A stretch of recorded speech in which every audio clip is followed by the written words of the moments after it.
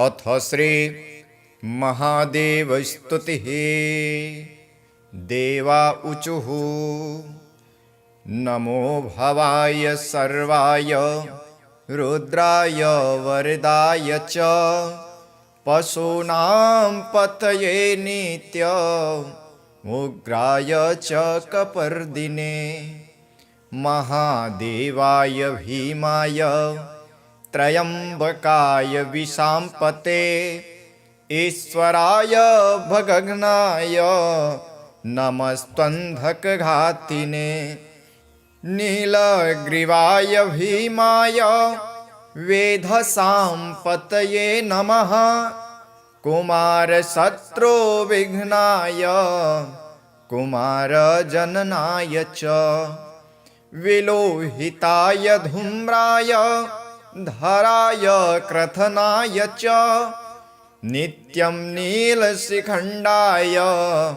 शूलिने दिव्यशालिने उर्गाय सुनेत्राय हिरण्यवसुरेतसे अचिन्त्यायाम्बिकाभर्त्रे सर्वदेवस्तुताय च वृषध्वजाय चण्डाय जटिने ब्रह्मचारिणे तप्यमानाय सलिले ब्रह्मण्यायाजिताय च विश्वात्मने विश्वसृजे विश्वमावृत्य तिष्ठते नमोऽस्तु देव्यसेव्याय प्रभवे सर्वसम्पदाम् अभिगम्याय काम्याय सव्यापाराय सर्वदा भक्तानुकम्पिने तुभ्यं दिश मे जन्मनो गतिम्। इति श्री मत्स्यपुराणे ब्रह्मादिदेवकृत महादेवस्तुतिः। अथ श्री महामृत्युञ्जय स्तोत्रम्। ॐ नमः शिवाय। रुद्रं पशुपतिं स्थाणुं नीलकण्ठमुमापतिं नमामि शिरसा देवं किं नु मृत्युः करिष्यति। नीलकण्ठं कालमूर्तिं कालज्ञं कालनाशनं नमामि शिरसा देवं किं नु मृत्युः करिष्यति। नीलकण्ठं विरूपाक्षं निर्मलं निलयप्रदं नमामि शिरसा देवं किं नु मृत्युः करिष्यति। वामदेवं महादेवं लोकनाथं जगद्गुरुं नमामि शिरसा देवं किं नु मृत्युः करिष्यति। देवदेवं जगन्नाथं देवेशं वृषभध्वजं नमामि शिरसा देवं किं नु मृत्युः करिष्यति। गंगाधरं महादेवं सर्वाभरणभूषितं नमामि शिरसा देवं किं नु मृत्युः करिष्यति। त्रक्षं चतुर्भुजं शान्तं जटामुकुटधारिणं नमामि शिरसा देवं किं नु मृत्युः करिष्यति। भस्मोद्धूलितसर्वाङ्गं नागाभरणभूषितं नमामि शिरसा देवं किं नु मृत्युः करिष्यति। अनन्तमव्ययं शान्तम् अक्षमालाधरं हरं नमामि शिरसा देवं किं नु मृत्युः करिष्यति। आनन्दं परमं नित्यं कैवल्यपददायिनं नमामि शिरसा देवं किं नु मृत्युः करिष्यति। अर्धनारीश्वरं देवं पार्वती प्राणनायकं नमामि शिरसा देवं किं नु मृत्युः करिष्यति। प्रलयस्थितिकर्तार आदिकर्तारमीश्वरं नमामि शिरसा देवं किं नु मृत्युः करिष्यति व्योमकेशं विरूपाक्षं चन्द्रार्धकृतशेखरं नमामि शिरसा देवं किं नु मृत्युः करिष्यति गंगाधरं शशिधरं शंकरं शूलपाणिनं नमामि शिरसा देवं किं नु मृत्युः करिष्यति अनाथः परमानन्दं कैवल्यः पदगामिनं नमामि शिरसा देवं किं नु मृत्युः करिष्यति स्वर्गापवर्गदातारं सृष्टिस्थित्यन्तकारणं नमामि शिरसा देवं किं नु मृत्युः करिष्यति कल्पायुर्देहि मे पुण्यं यावदायुगरोगतां नमामि शिरसा देवं किं नु मृत्युः करिष्यति शिवेशानां महादेवं वामदेवं सदाशिवं नमामि शिरसा देवं किं नु मृत्युः करिष्यति उत्पत्तिस्थितिसंहार कर्तारमीश्वरं गुरुं नमामि शिरसा देवं किं नु मृत्युः करिष्यति मार्कण्डेयकृतं स्तोत्रं यः पठेत् शिवसन्निधौ तस्य मृत्युभयं नास्ति नाग्निचोरभयं क्वचित् शतावर्तं प्रकर्तव्यं संकटे कष्टनाशनं शुचिर्भूत्वा पठेत् स्तोत्रं सर्वसिद्धिप्रदायकं मृत्युञ्जय महादेव त्राहि मां शरणागतं जन्म मृत्यु जरा रोगै पीडितं कर्मबन्धने तावकसद्गतः प्राण स्वच्चित्तोऽहं सदा मृड इति विज्ञाप्य देवेशं त्र्यम्बकाख्यामनं जपे नमः शिवाय साम्बाय हरये परमात्मने प्रणतक्लेशनाशाय योगिनां पतये नमः। अथ श्री महेश पंचरत्न स्तोत्रम् प्रातः स्मरामि परमेश्वर वक्त्रपद्मं फालाक्षिकील परिशोषित पंचबाणं भस्म त्रिपुण्ड्ररचितं फणिकुण्डलाढ्यं कुन्देन्दुचन्दनसुधारसमन्दहासं प्रातर्भजामि परमेश्वर बाहुदण्डान् खट्वाङ्गशूलहरिणाहि पिनाकयुक्तान् गौरीकपोलकुचरञ्जितपत्ररेखान् सौवर्णकङ्कणमणिद्युतिभासमानान् प्रातर्नमामि परमेश्वर पादपद्मं पद्मोद्भवामरमुनीन्द्रमनोनिवासं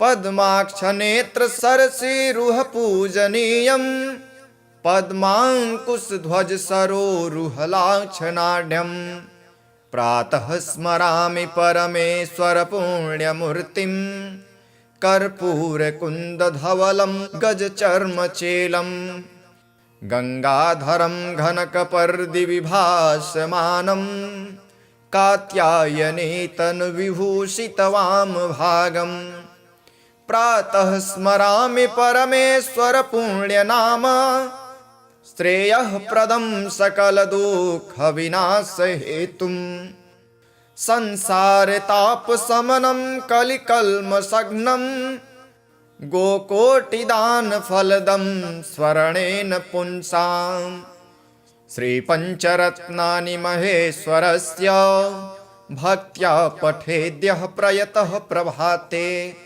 आयुष्यमारोग्यमनेकभोगान् प्राप्नोति कैवल्यपदं दुरापम्। इति श्री मत्स्यशङ्कराचार्यकृतं महेश्वरपञ्चरत्नस्तोत्रम्। नमो भवाय सर्वाय रुद्राय वरदाय च पशूनां पतये नित्य उग्राय च कपर्दिने महादेवाय भीमाय त्रयम्बकाय विशाम्पते ईश्वराय भगघ्नाय नमस्त्वन्धकघातिने नीलग्रीवाय भीमाय वेधसां पतये नमः कुमारशत्रुविघ्नाय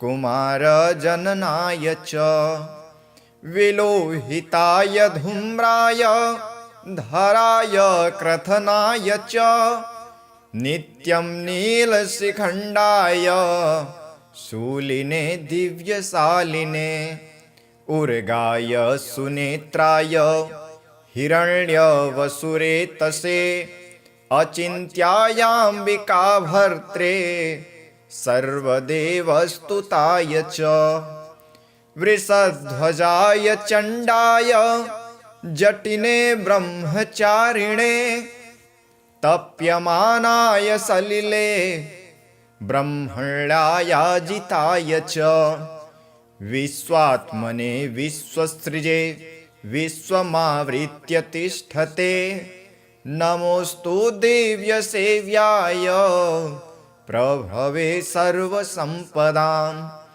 अभिगम्याय काम्याय सव्यापाराय सर्वदा भक्तानुकम्पिने तुभ्यं दिश मे जन्मनो गतिम्। इति श्री मत्स्यपुराणे ब्रह्मादिदेवकृत महादेवस्तुतिः। अथ श्री महामृत्युञ्जय स्तोत्रम्।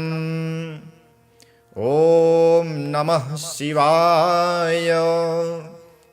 रुद्रं पशुपतिं स्थाणुं नीलकण्ठमुमापतिं नमामि शिरसा देवं किं नु मृत्युः करिष्यति। नीलकण्ठं कालमूर्तिं कालज्ञं कालनाशनं नमामि शिरसा देवं किं नु मृत्युः करिष्यति। नीलकण्ठं विरूपाक्षं निर्मलं निलयप्रदं नमामि शिरसा देवं किं नु मृत्युः करिष्यति। वामदेवं महादेवं लोकनाथं जगद्गुरुं नमामि शिरसा देवं किं नु मृत्युः करिष्यति। देवदेवं जगन्नाथं देवेशं वृषभध्वजं नमामि शिरसा देवं किं नु मृत्युः करिष्यति। गंगाधरं महादेवं सर्वाभरणभूषितं नमामि शिरसा देवं किं नु मृत्युः करिष्यति। त्रक्षं चतुर्भुजं शान्तं जटामुकुटधारिणं नमामि शिरसा देवं किं नु मृत्युः करिष्यति। भस्मोद्धूलितसर्वाङ्गं नागाभरणभूषितं नमामि शिरसा देवं किं नु मृत्युः करिष्यति। अनन्तमव्ययं शान्तम् अक्षमालाधरं हरं नमामि शिरसा देवं किं नु मृत्युः करिष्यति।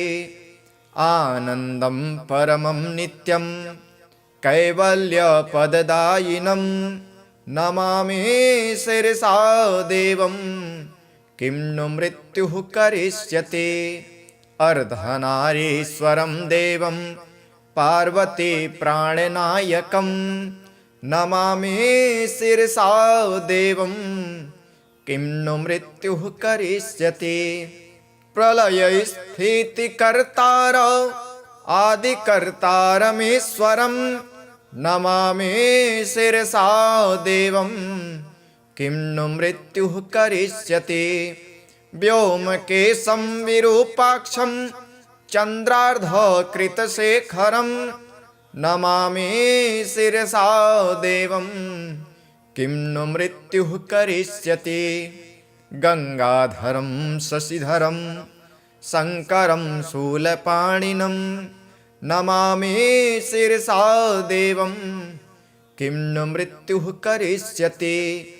अनाथः परमानन्दं कैवल्यः पदगामिनं नमामि शिरसा देवं किं नु मृत्युः करिष्यति। स्वर्गापवर्गदातारं सृष्टिस्थित्यन्तकारणं नमामि शिरसा देवं किं नु मृत्युः करिष्यति। कल्पायुर्देहि मे पुण्यं यावदायुगरोगतां नमामि शिरसा देवं किं नु मृत्युः करिष्यति। शिवेशानां महादेवं वामदेवं सदाशिवं नमामि शिरसा देवं किं नु मृत्युः करिष्यति। उत्पत्तिस्थितिसंहार कर्तारमीश्वरं गुरुं नमामि शिरसा देवं किं नु मृत्युः करिष्यति। मार्कण्डेयकृतं स्तोत्रं यः पठेत् शिवसन्निधौ तस्य मृत्युभयं नास्ति नाग्निचोरभयं क्वचित्। शतावर्तं प्रकर्तव्यं संकटे कष्टनाशनं शुचिर्भूत्वा पठेत् स्तोत्रं सर्वसिद्धिप्रदायकं। मृत्युञ्जय महादेव त्राहि मां शरणागतं जन्म मृत्यु जरा रोगैः पीडितं कर्मबन्धने। तावकसद्गतः प्राण स्वच्चित्तोऽहं सदा मृड इति विज्ञाप्य देवेशं त्र्यम्बकाख्यामनं जपे। नमः शिवाय साम्बाय हरये परमात्मने प्रणतक्लेशनाशाय योगिनां पतये नमः। अथ श्री महेश पंचरत्न स्तोत्रम्। प्रातः स्मरामि परमेश्वर वक्त्रपद्मं फालाक्षिकील परिशोषित पंचबाणं भस्म त्रिपुण्ड्ररचितं फडिकुण्डलाढ्यं कुन्देन्दुचन्दनसुधारसमन्दहासं। प्रातर्भजामि परमेश्वर बाहुदण्डान् खट्वाङ्गशूलहरिणाहि पिनाकयुक्तान् गौरीकपोलकुचरञ्जितपत्ररेखान् सौवर्णकङ्कणमणिद्युतिभासमानान्। प्रातर्नमामि परमेश्वर पादपद्मं पद्मोद्भवामरमुनीन्द्रमनोनिवासम्। पद्माक्षनेत्रसरसीरुहपूजनीयं पद्माङ्कुशध्वजसरोरुहलाक्षनाढ्यं। प्रातः स्मरामि परमेश्वर पुण्यमूर्तिं कर्पूरकुन्दधवलं गजचर्मचेलं। गंगाधरं घनकपर्दिविभासमानं कात्यायने तनुविभूषितवामभागम्। प्रातः स्मरामि परमेश्वर पुण्यनाम श्रेयःप्रदं सकलदुःखविनाशहेतुम्। संसारतापशमनं कलिकल्मषघ्नं गोकोटिदानफलदं स्मरणेन पुंसाम्।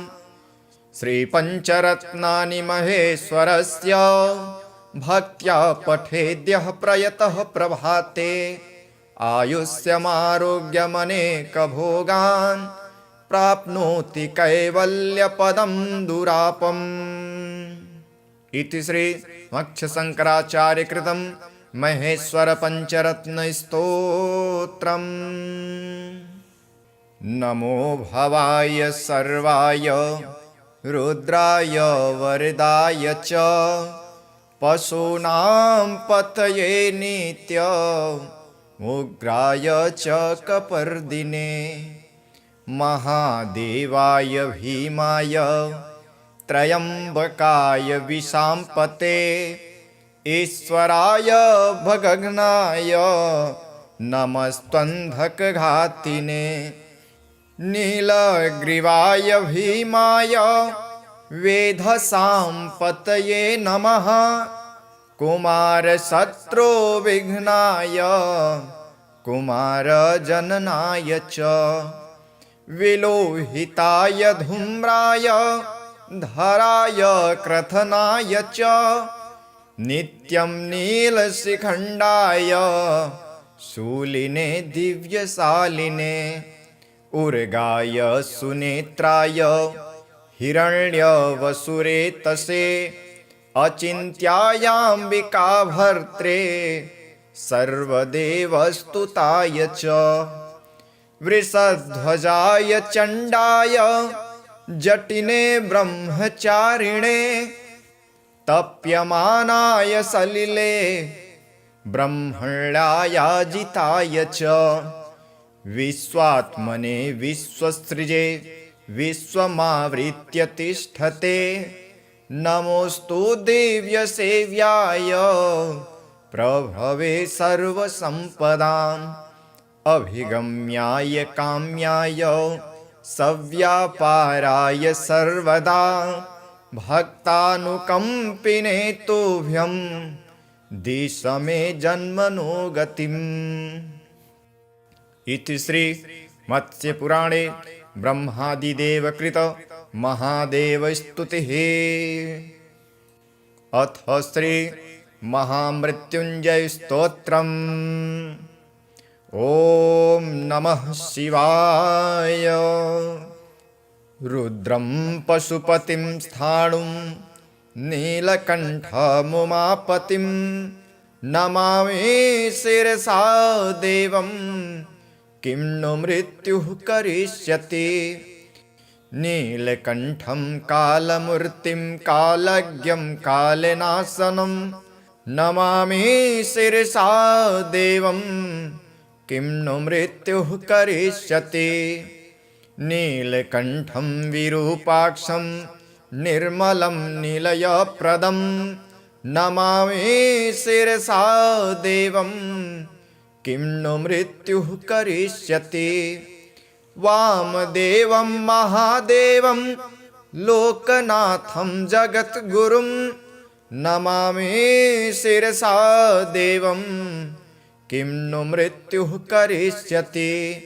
देवदेवं जगन्नाथं देवेशं वृषभध्वजं नमामि शिरसा देवं किं नु मृत्युः करिष्यति। गंगाधरं महादेवं सर्वाभरणभूषितं नमामि शिरसा देवं किं नु मृत्युः करिष्यति। त्रक्षं चतुर्भुजं शान्तं जटामुकुटधारिणं नमामि शिरसा देवं किं नु मृत्युः करिष्यति। भस्मोद्धूलित सर्वांगं नागाभरणभूषितं नमामि शिरसा देवं किं नु मृत्युः करिष्यति। अनन्तमव्ययं शान्तम् अक्षमालाधरं हरं नमामि शिरसा देवं किं नु मृत्युः करिष्यति। आनन्दं परमं नित्यं कैवल्यपददायिनं नमामि शिरसा देवं किं नु मृत्युः करिष्यति। अर्धनारीश्वरं देवं पार्वती प्राणनायकं नमामि शिरसा देवं किं नु मृत्युः करिष्यति। प्रलयस्थितिकर्तार आदिकर्तारमीश्वरं नमामि शिरसा देवं किं नु मृत्युः करिष्यति। व्योमकेशं विरूपाक्षं चन्द्रार्धकृतशेखरं नमामि शिरसा देवं किं नु मृत्युः करिष्यति। गंगाधरं शशिधरं शङ्करं शूलपाणिनं नमामि शिरसा देवं किं नु मृत्युः करिष्यति।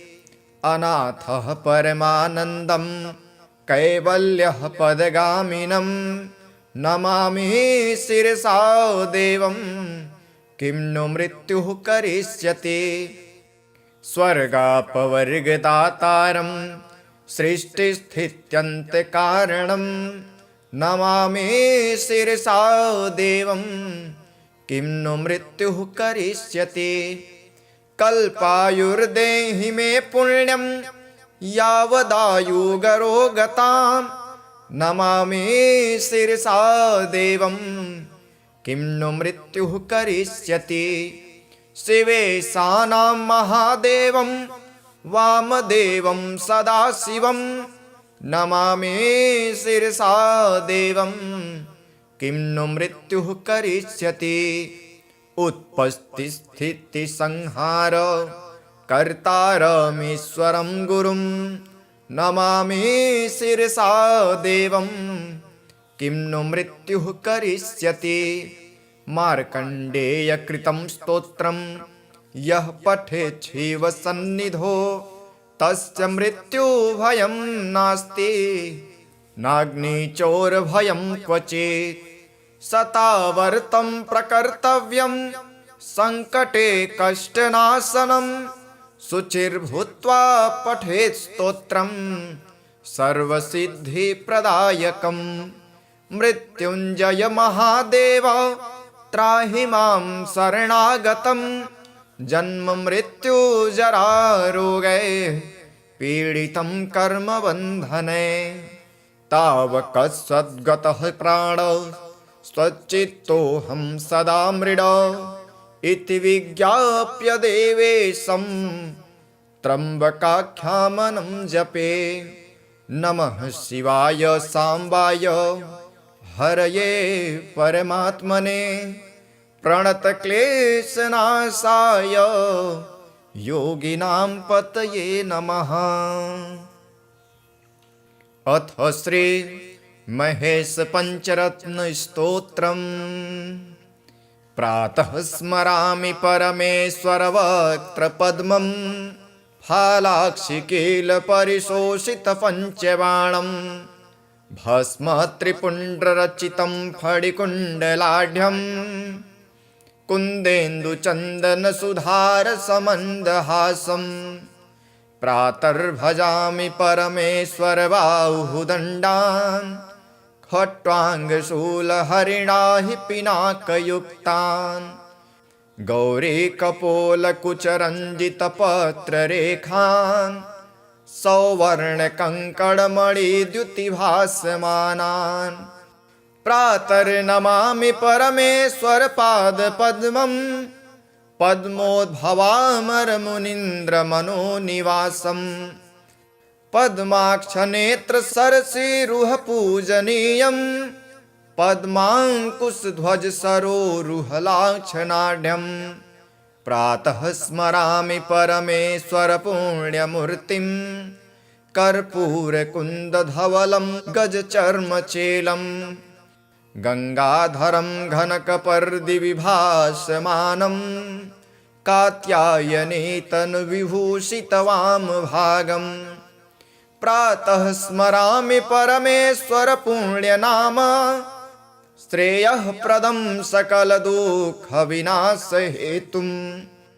संसारतापशमनं कलिकल्मषघ्नं गोकोटिदानफलदं स्वर्णेन पुंसाम् श्रीपञ्चरत्नानि महेश्वरस्य भक्त्या पठेद्यः प्रयतः प्रभाते आयुष्यमारोग्यमनेकभोगान् प्राप्नोति कैवल्यपदं दुरापम्।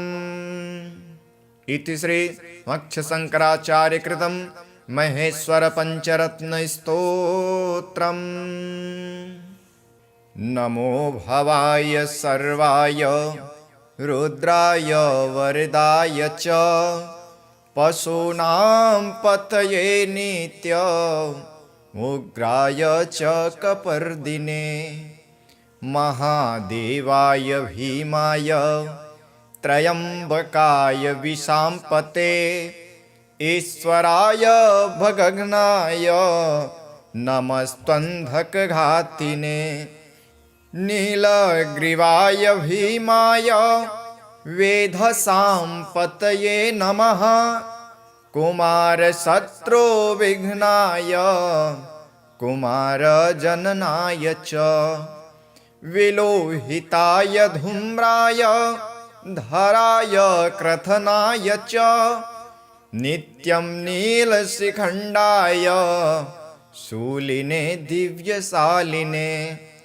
उर्गाय सुनेत्राय हिरण्यवसुरेतसे अचिन्त्यायाम्बिकाभर्त्रे सर्वदेवस्तुताय च वृषध्वजाय चण्डाय जटिने ब्रह्मचारिणे तप्यमानाय सलिले ब्रह्मण्यायाजिताय च विश्वात्मने विश्वसृजे विश्वमावृत्य तिष्ठते नमोऽस्तु दिव्यसेव्याय प्रभवे सर्वसम्पदाम् अभिगम्याय काम्याय सव्यापाराय सर्वदा भक्तानुकम्पिने तुभ्यं दिश मे जन्मनो गतिम्।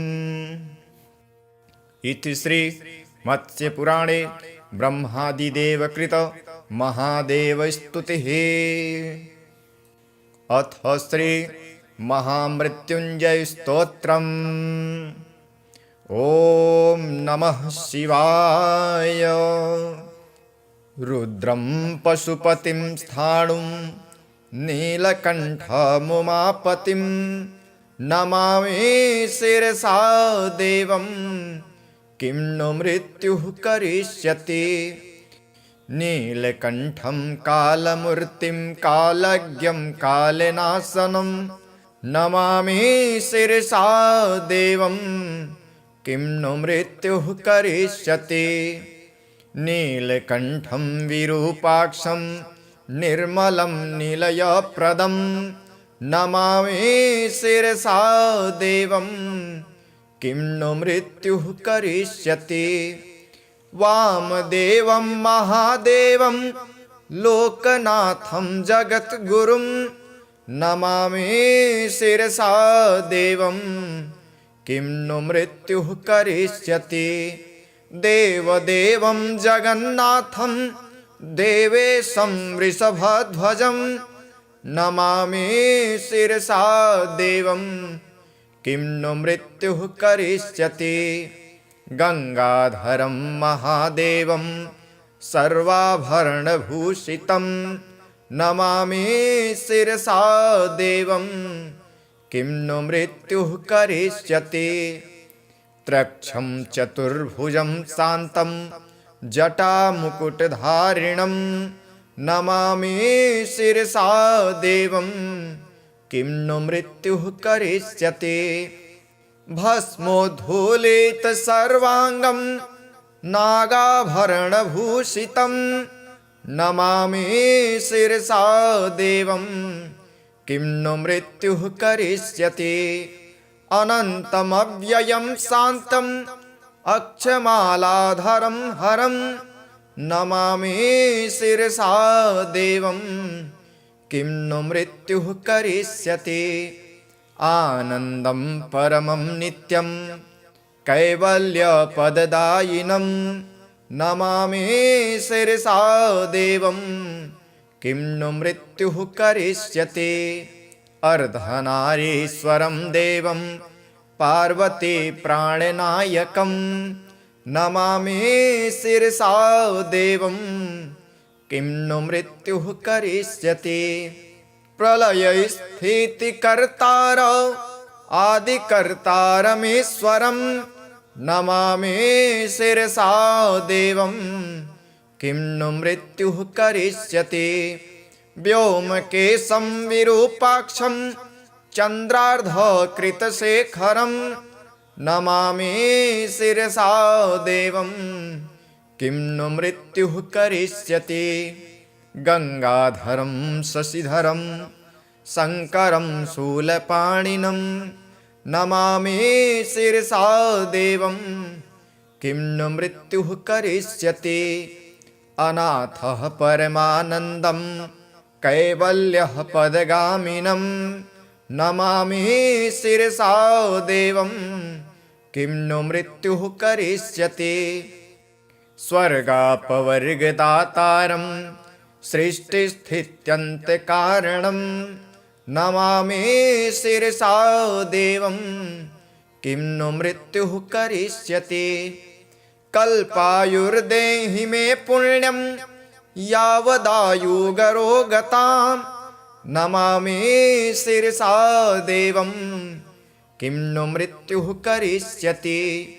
शिवेशानां महादेवं वामदेवं सदाशिवं नमामि शिरसा देवं किं नु मृत्युः करिष्यति। उत्पत्तिस्थितिसंहार कर्तारमीश्वरं गुरुं नमामि शिरसा देवं किं नु मृत्युः करिष्यति। मार्कण्डेयकृतं स्तोत्रं यः पठेत् शिवसन्निधौ तस्य मृत्युभयं नास्ति नाग्निचोरभयं क्वचित्। शतावर्तं प्रकर्तव्यं सङ्कटे कष्टनाशनं शुचिर्भूत्वा पठेत् स्तोत्रं सर्वसिद्धिप्रदायकं। मृत्युञ्जय महादेव त्राहि मां शरणागतं जन्म मृत्युजरारोगैः पीडितं कर्मबन्धने। तावकसद्गतः प्राण स्वच्चित्तोऽहं सदा मृड इति विज्ञाप्य देवेशं त्र्यम्बकाख्यामनं जपे।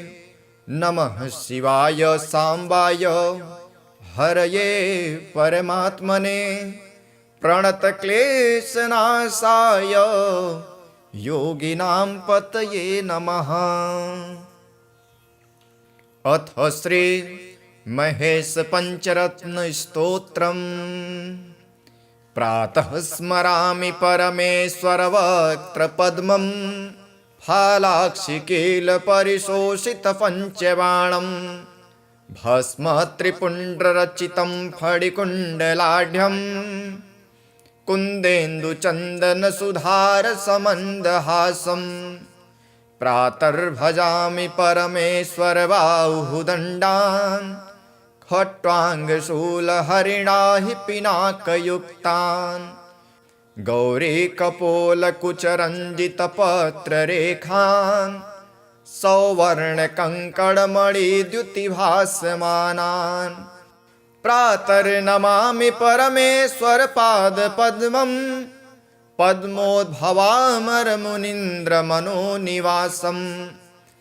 पद्माक्षनेत्रसरसीरुहपूजनीयं पद्माङ्कुशध्वजसरोरुहलाक्षनाढ्यं।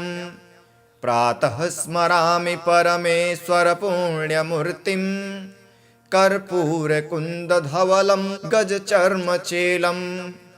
गंगाधरं घनकपर्दिविभासमानं कात्यायने तनुविभूषितवामभागं। प्रातः स्मरामि परमेश्वर पुण्यनाम श्रेयःप्रदं सकलदुःखविनाशहेतुं संसारतापशमनं कलिकल्मषघ्नं गोकोटिदानफलदं स्मरणेन पुंसां श्रीपञ्चरत्नानि महेश्वरस्य भक्त्या पठेद्यः प्रयतः प्रभाते आयुष्यमारोग्यमनेकभोगान् प्राप्नोति कैवल्यपदं दुरापम्। इति श्री मत्स्यशङ्कराचार्य कृतं महेश्वर पंचरत्न स्तोत्रम्।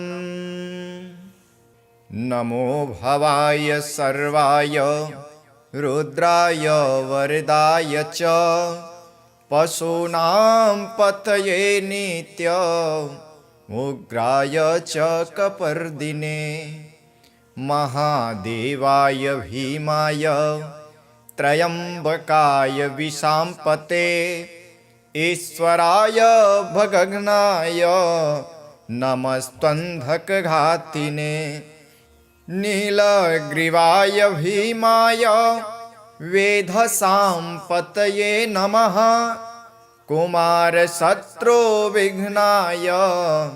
कुमारजननाय च विलोहिताय धूम्राय धराय क्रथनाय च नित्यं नीलशिखण्डाय शूलिने दिव्यशालिने उर्गाय सुनेत्राय हिरण्यवसुरेतसे अचिन्त्यायाम्बिकाभर्त्रे सर्वदेवस्तुताय च वृषध्वजाय चण्डाय जटिने ब्रह्मचारिणे तप्यमानाय सलिले ब्रह्मण्यायाजिताय च विश्वात्मने विश्वसृजे विश्वमावृत्य तिष्ठते नमोऽस्तु दिव्यसेव्याय प्रभवे सर्वसम्पदाम् अभिगम्याय काम्याय सव्यापाराय सर्वदा भक्तानुकम्पिने तुभ्यं दिश मे जन्मनो गतिम्। इति श्री मत्स्यपुराणे ब्रह्मादिदेवकृत महादेवस्तुतिः। अथ श्री महामृत्युञ्जय स्तोत्रम्। ॐ नमः शिवाय। रुद्रं पशुपतिं स्थाणुं नीलकण्ठमुमापतिं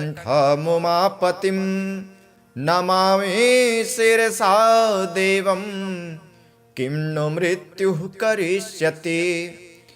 नीलकण्ठं कालमूर्तिं कालज्ञं कालनाशनं नमामि शिरसा देवं किं नु मृत्युः करिष्यति। नीलकण्ठं विरूपाक्षं निर्मलं निलयप्रदं नमामि शिरसा देवं किं नु मृत्युः करिष्यति। वामदेवं महादेवं लोकनाथं जगद्गुरुं नमामि शिरसा देवं किं नु मृत्युः करिष्यति। देवदेवं जगन्नाथं देवेशं वृषभध्वजं नमामि शिरसा देवं किं नु मृत्युः करिष्यति। गंगाधरं महादेवं सर्वाभरणभूषितं नमामि शिरसा देवं किं नु मृत्युः करिष्यति। त्रक्षं चतुर्भुजं शान्तं जटामुकुटधारिणं नमामि शिरसा देवं किं नु मृत्युः करिष्यति। भस्मोद्धूलितसर्वाङ्गं नागाभरणभूषितं नमामि शिरसा देवं किं नु मृत्युः करिष्यति। अनन्तमव्ययं शान्तम् अक्षमालाधरं हरं नमामि शिरसा देवं किं नु मृत्युः करिष्यति। आनन्दं परमं नित्यं कैवल्यपददायिनं नमामि शिरसा देवं किं नु मृत्युः करिष्यति। अर्धनारीश्वरं देवं पार्वती प्राणनायकं नमामि शिरसा देवं किं नु मृत्युः करिष्यति।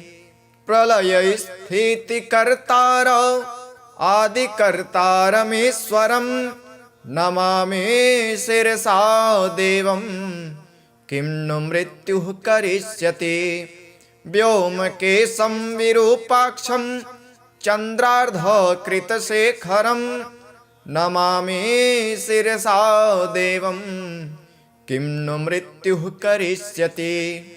गंगाधरं शशिधरं शङ्करं शूलपाणिनं नमामि शिरसा देवं किं नु मृत्युः करिष्यति। अनाथः परमानन्दं कैवल्यः पदगामिनं नमामि शिरसा देवं किं नु मृत्युः करिष्यति। स्वर्गापवर्गदातारं सृष्टिस्थित्यन्तकारणं नमामि शिरसा देवं किं नु मृत्युः करिष्यति।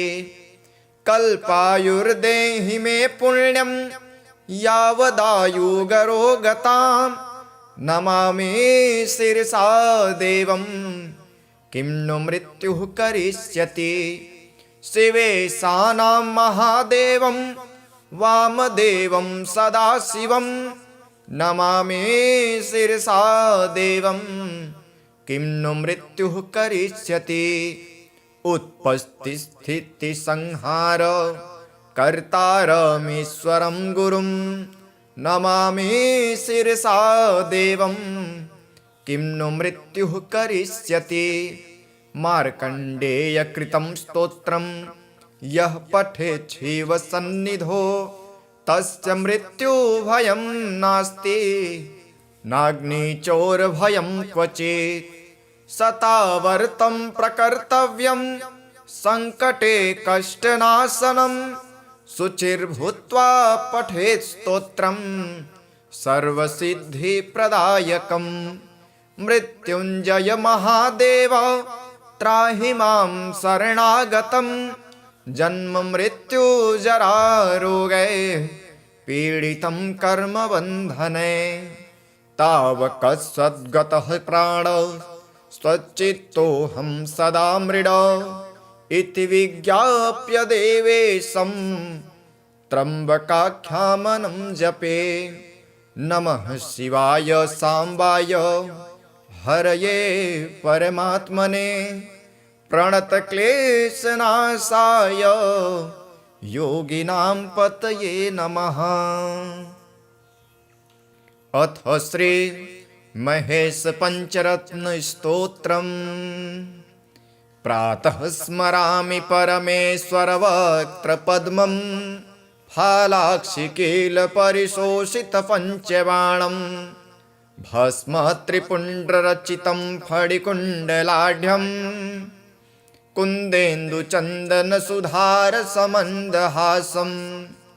प्रातर्भजामि परमेश्वर बाहुदण्डान् खट्वाङ्गशूलहरिणाहि पिनाकयुक्तान्। गौरीकपोलकुचरञ्जितपत्ररेखान् सौवर्णकङ्कणमणिद्युतिभासमानान्। प्रातर्नमामि परमेश्वर पादपद्मं पद्मोद्भवामरमुनीन्द्रमनोनिवासम्। पद्माक्षनेत्रसरसीरुहपूजनीयं पद्माङ्कुशध्वजसरोरुहलाक्षनाढ्यं। प्रातः स्मरामि परमेश्वर पुण्यमूर्तिं कर्पूरकुन्दधवलं गजचर्मचेलं। गङ्गाधरं घनकपर्दिविभासमानं कात्यायने तनुविभूषितवामभागम् प्रातः स्मरामि परमेश्वर पुण्यनाम श्रेयःप्रदं सकलदुःखविनाशहेतुम् संसारतापशमनं कलिकल्मषघ्नं गोकोटिदानफलदं स्मरणेन पुंसाम् श्रीपञ्चरत्नानि महेश्वरस्य भक्त्या पठेद्यः प्रयतः प्रभाते आयुष्यमारोग्यमनेकभोगान् प्राप्नोति कैवल्यपदं दुरापम्। इति श्री मत्स्यशङ्कराचार्यकृतं महेश्वरपञ्चरत्नस्तोत्रम्। नमो भवाय सर्वाय रुद्राय वरदाय च पशूनां पतये नित्य उग्राय च कपर्दिने महादेवाय भीमाय त्रयम्बकाय विशाम्पते ईश्वराय भगघ्नाय नमस्त्वन्धकघातिने नीलग्रीवाय भीमाय वेधसां पतये नमः कुमारशत्रुविघ्नाय कुमारजननाय च विलोहिताय धूम्राय धराय क्रथनाय च नित्यं नीलशिखण्डाय शूलिने दिव्यशालिने उर्गाय सुनेत्राय हिरण्यवसुरेतसे अचिन्त्यायाम्बिकाभर्त्रे सर्वदेवस्तुताय च वृषध्वजाय चण्डाय जटिने ब्रह्मचारिणे तप्यमानाय सलिले ब्रह्मण्यायाजिताय च विश्वात्मने विश्वसृजे विश्वमावृत्य तिष्ठते नमोऽस्तु दिव्यसेव्याय प्रभवे सर्वसम्पदाम् अभिगम्याय काम्याय सव्यापाराय सर्वदा भक्तानुकम्पिने तुभ्यं दिश मे जन्मनो गतिम्। इति श्री मत्स्यपुराणे ब्रह्मादिदेवकृत महादेवस्तुतिः। अथ श्री महामृत्युञ्जय स्तोत्रम्। ॐ नमः शिवाय। रुद्रं पशुपतिं स्थाणुं नीलकण्ठमुमापतिं नमामि शिरसा देवं किं नु मृत्युः करिष्यति। नीलकण्ठं कालमूर्तिं कालज्ञं कालनाशनं नमामि शिरसा देवं किं नु मृत्युः करिष्यति। नीलकण्ठं विरूपाक्षं निर्मलं निलयप्रदं नमामि शिरसा देवं किं नु मृत्युः करिष्यति। वामदेवं महादेवं लोकनाथं जगद्गुरुं नमामि शिरसा देवं किं नु मृत्युः करिष्यति। देवदेवं जगन्नाथं देवेशं वृषभध्वजं नमामि शिरसा देवं किं नु मृत्युः करिष्यति। गंगाधरं महादेवं सर्वाभरणभूषितं नमामि शिरसा देवं किं नु मृत्युः करिष्यति।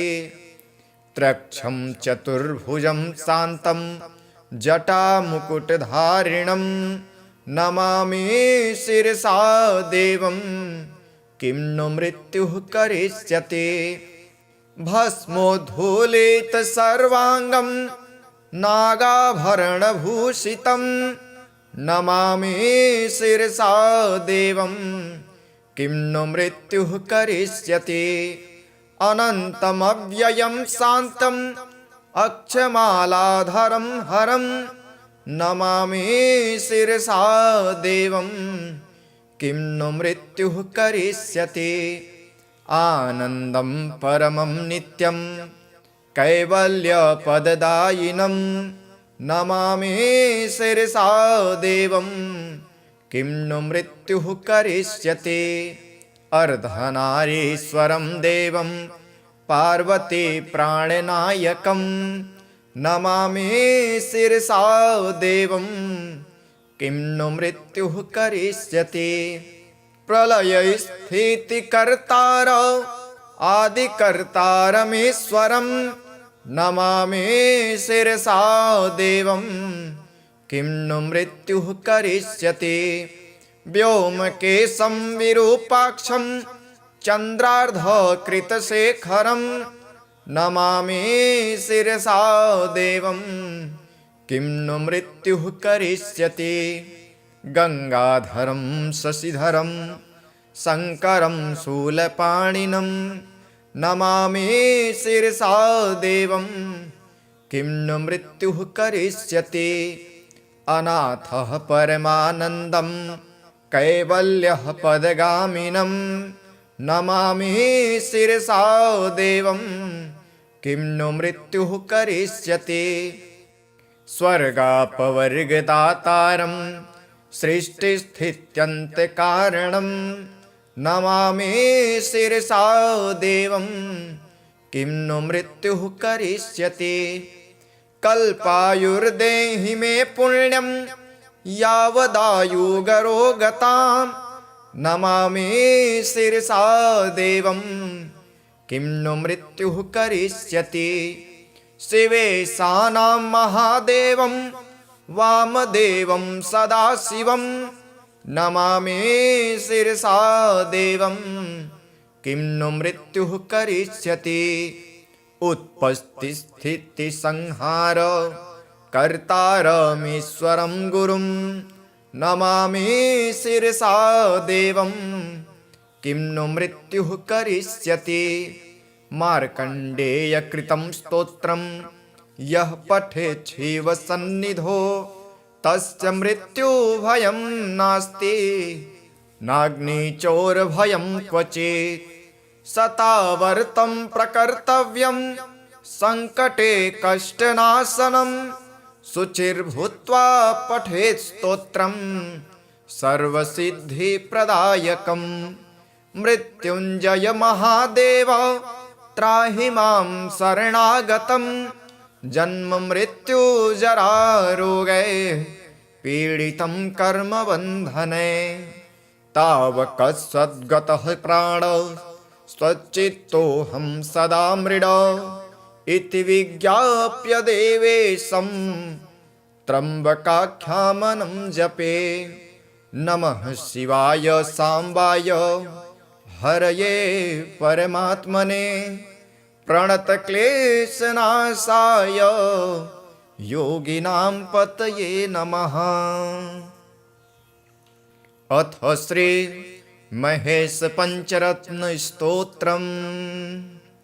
प्रातः स्मरामि परमेश्वर वक्त्रपद्मं फालाक्षिकीलपरिशोषित पञ्चबाणं भस्म त्रिपुण्ड्ररचितं फणिकुण्डलाढ्यं कुन्देन्दुचन्दनसुधारसमन्दहासं।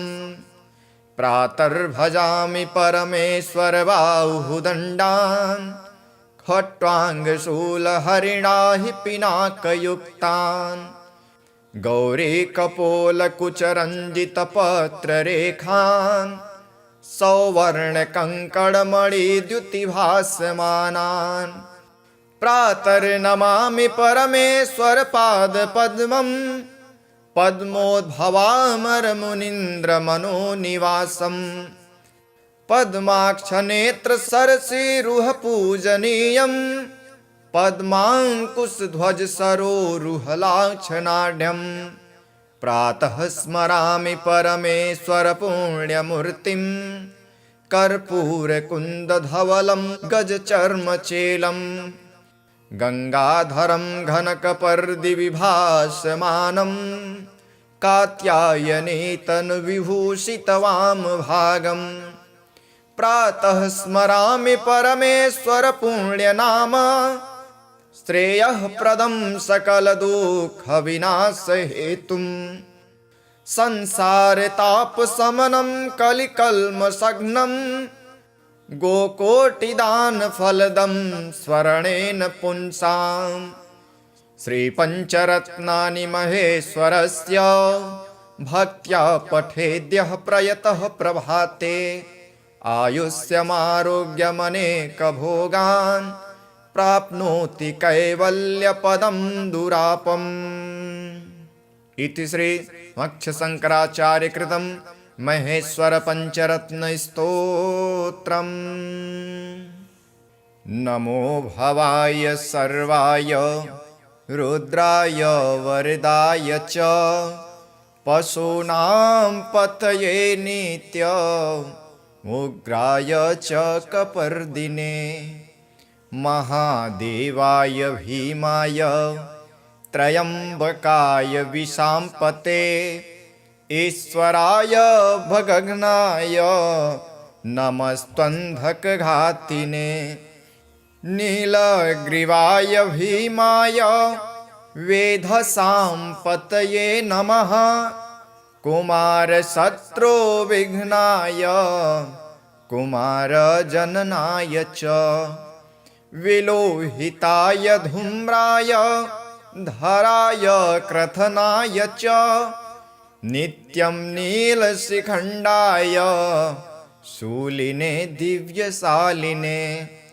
उर्गाय सुनेत्राय हिरण्यवसुरेतसे अचिन्त्यायाम्बिकाभर्त्रे सर्वदेवस्तुताय च वृषध्वजाय चण्डाय जटिने ब्रह्मचारिणे तप्यमानाय सलिले ब्रह्मण्यायाजिताय च विश्वात्मने विश्वसृजे विश्वमावृत्य तिष्ठते नमोस्तु दिव्यसेव्याय प्रभवे सर्वसम्पदाम् अभिगम्याय काम्याय सव्यापाराय सर्वदा भक्तानुकम्पिने तुभ्यं दिश मे जन्मनो गतिम्।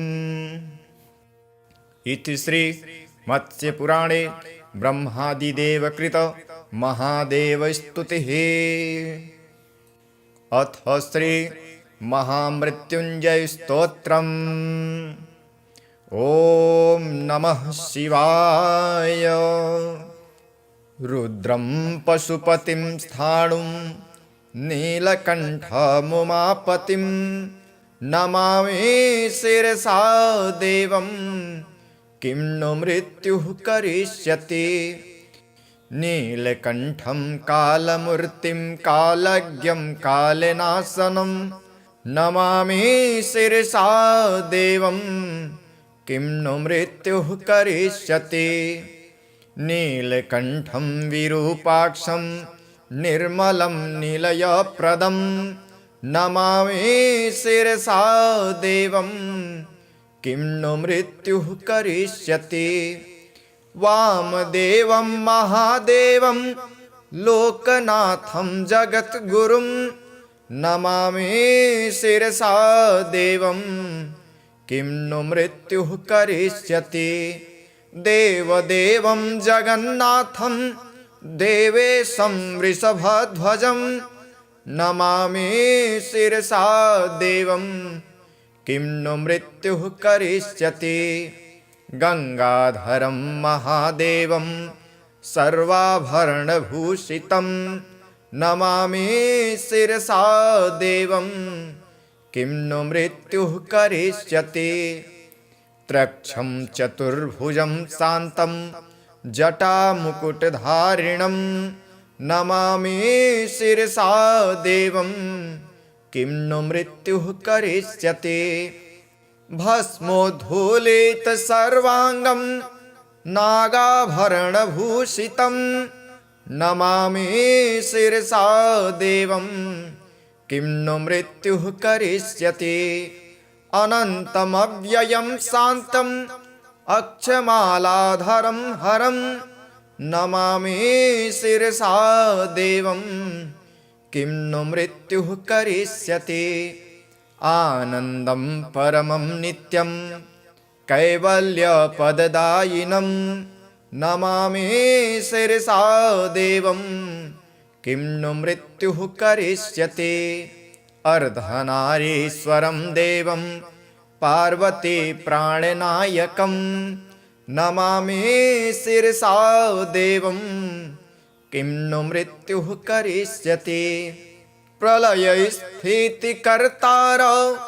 आदिकर्तारमीश्वरं नमामि शिरसा देवं किं नु मृत्युः करिष्यति व्योमकेशं विरूपाक्षं चन्द्रार्धकृतशेखरं नमामि शिरसा देवं किं नु मृत्युः करिष्यति गंगाधरं शशिधरं शङ्करं शूलपाणिनं नमामि शिरसा देवं किं नु मृत्युः करिष्यति अनाथः परमानन्दं कैवल्यः पदगामिनं नमामि शिरसा देवं किं नु मृत्युः करिष्यति स्वर्गापवर्गदातारं सृष्टिस्थित्यन्तकारणं नमामि शिरसा देवं किं नु मृत्युः करिष्यति कल्पायुर्देहि मे पुण्यं यावदायुगरोगतां नमामि शिरसा देवं किं नु मृत्युः करिष्यति शिवेशानां महादेवं वामदेवं सदाशिवं नमामि शिरसा देवं किं नु मृत्युः करिष्यति उत्पत्तिस्थितिसंहार कर्तारमीश्वरं गुरुं नमामि शिरसा देवं किं नु मृत्युः करिष्यति मार्कण्डेयकृतं स्तोत्रं यः पठेत् शिवसन्निधौ तस्य मृत्युभयं नास्ति नाग्निचोरभयं क्वचित् शतावर्तं प्रकर्तव्यं सङ्कटे कष्टनाशनं शुचिर्भूत्वा पठेत् स्तोत्रं सर्वसिद्धिप्रदायकं मृत्युञ्जय महादेव त्राहि मां शरणागतं जन्म मृत्युजरारोगैः पीडितं कर्मबन्धने तावकसद्गतः प्राण स्वच्चित्तोऽहं सदा मृड इति विज्ञाप्य देवेशं त्र्यम्बकाख्यामनं जपे नमः शिवाय साम्बाय हरये परमात्मने प्रणतक्लेशनाशाय योगिनां पतये नमः। अथ श्री महेश पंचरत्नस्तोत्रम् प्रातः स्मरामि परमेश्वरवक्त्रपद्मं फालाक्षिकीलपरिशोषितपञ्चबाणं भस्मत्रिपुण्ड्ररचितं फडिकुण्डलाढ्यं कुन्देन्दुचन्दनसुधारसमन्दहासं प्रातर्भजामि परमेश्वरबाहुदण्डान् खट्वाङ्गशूलहरिणाहि पिनाकयुक्तान् गौरीकपोलकुचरञ्जितपत्ररेखान् सौवर्णकङ्कणमणिद्युतिभासमानान् प्रातर्नमामि परमेश्वरपादपद्मं पद्मोद्भवामरमुनीन्द्रमनोनिवासं पद्माक्षनेत्रसरसीरुहपूजनीयं पद्माङ्कुशध्वज सरोरुहलाक्षनाढ्यम् प्रातः स्मरामि परमेश्वर पुण्यमूर्तिं कर्पूरकुन्दधवलं गजचर्मचेलं गङ्गाधरं घनकपर्दिविभासमानं कात्यायने तनुविभूषितवामभागम् प्रातः स्मरामि परमेश्वर पुण्यनाम श्रेयःप्रदं सकलदुःखविनाशहेतुं संसारतापशमनं कलिकल्मषघ्नं गोकोटिदानफलदं स्मरणेन पुंसां श्रीपञ्चरत्नानि महेश्वरस्य भक्त्या पठेद्यः प्रयतः प्रभाते आयुष्यमारोग्यमनेकभोगान् प्राप्नोति कैवल्यपदं दुरापम्।